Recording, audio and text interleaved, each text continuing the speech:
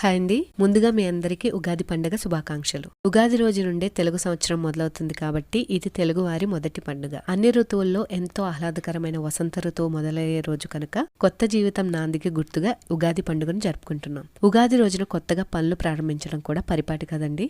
ఉగాది పచ్చడి అనేది ఈ పండుగకు చాలా ప్రత్యేకమైనది. తీపి, పులుపు, ఉప్పు, కారం, చేదు, వగరు అనే 6 రుచులు కలిగిన ఉగాది పచ్చడి తెలుగువారికి ఎంతో విశిష్టమైంది. ఈ రోజున షడ్రుచుల సమ్మేళనమైన ఈ ఉగాది పచ్చడిని దేవుడికి నైవేద్యంగా సమర్పించి ప్రసాదంగా తీసుకున్న తర్వాతే మరేదైనా తింటారు. తీపి ఆనందానికి, ఉప్పు జీవితంలో ఉత్సాహానికి, రుచికి సంకేతం. చేదు బాధ కలిగించే అనుభవాలు, పులుపు నేర్పుగా వ్యవహరించాల్సిన పరిస్థితులు, వగరు కొత్త సవాళ్లు, కారం సహనం కోల్పోయేటట్టు చేసే పరిస్థితులు. ఇలా ఈ పచ్చడి జీవితంలో జరిగే వివిధ అనుభవాలను సూచిస్తుంది. ఈ ఉగాది పచ్చడిలో ఉన్న 6 రుచుల లాగానే మన జీవితంలో సంవత్సరం పొడుగునా ఎదురయ్యే కష్ట సుఖాలు, మంచి చెళ్లు, ఆశా నిరాశలను సంయమనంతో సమపాళ్లతో స్వీకరించాలన్న సందేశాన్ని ఈ ఉగాది పచ్చడి